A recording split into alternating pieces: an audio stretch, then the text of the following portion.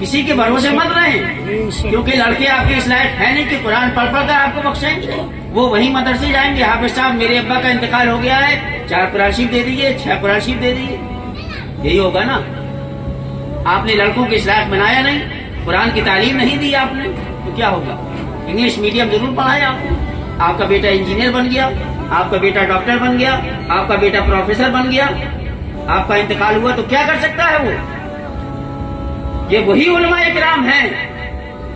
آپ کے یہاں کوئی بچہ پیدا ہوا، وہاں سے لے کر آپ کے اگر باپ کا انتقال ہوا وہاں تک ہی آپ کے کام آتے ہیں علماء کرام، واضح کرام۔ کوئی بچہ پیدا ہوا، اذان دینا ہے، اذان آپ کو نہیں آتی تو حافظ صاحب کو بلوا رہے ہیں۔ کسی کا انتقال ہو گیا، حضرت نہلانا ہے مردے کو، کس طرح نہلایا جائے گا وہ آپ کو معلوم نہیں ہے، یہی سب کر رہے ہیں علماء کرام۔ لیکن آپ سے نہیں ہو رہا ہے کہ اگر اللہ نے 2 بیٹے دیے ہیں تو ایک بیٹے کو کم سے کم حافظ عالم تو بنائے ہم، تاکہ مرنے کے بعد آپ کے کام آئے وہ بیٹا، آپ کو کسی کی ضرورت نہ پڑے، آپ کا بیٹا ایسا بنے کہ آپ کی اس کی وجہ سے مغفرت ہو جائے۔ لیکن نہیں چاہتا، قرآن کو بھول گئے ہم۔ قرآن کیسی کتاب ہے؟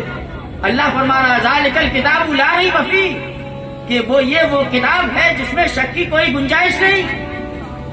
اور کتابیں بہت آئیں صحیح پہ، ان کی قوموں نے بدل دیا، تبدیل کر دیا اس میں، لیکن قرآن ایک ایسی واحد کتاب ہے کہ جس میں ایک حرف و زیر زبر کا فرق نہیں ہے۔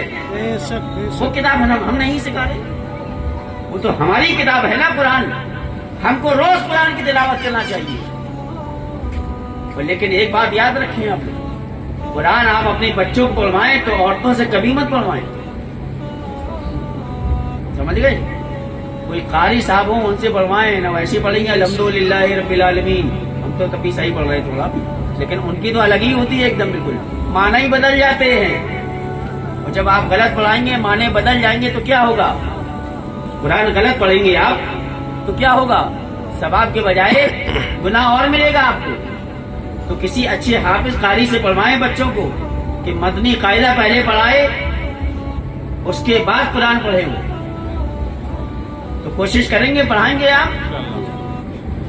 بچوں کو قرآن ضرور پڑھائیے، اپنی کتاب ہے قرآن، اور ان کو اتنا دین تو سکھائیے کہ حلال اور حرام کی تمیز کر سکیں، یہاں کیا صحیح ہے کیا غلط ہے معلوم ہی نہیں ہے۔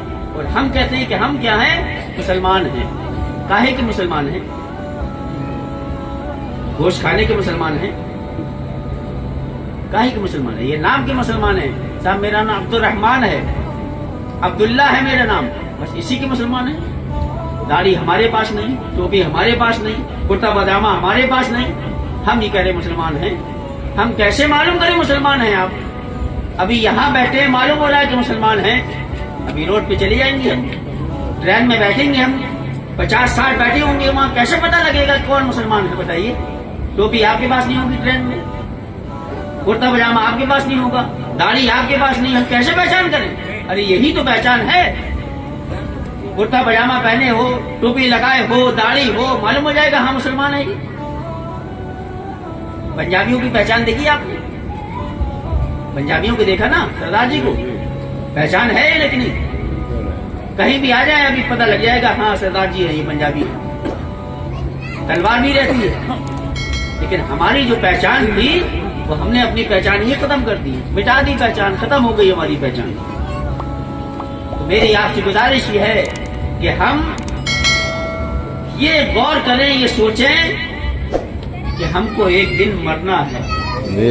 جب اپنے دل میں یہ سوچیں گے کہ مرنا ہے، مر کر اللہ کی بارگاہ میں حاضر ہونا ہے، اپنے نامۂ اعمال کا حساب دینا ہے ہمیں، تو ہمارے دل میں طرح طرح کے خیال نہیں آئیں گے گناہوں کا۔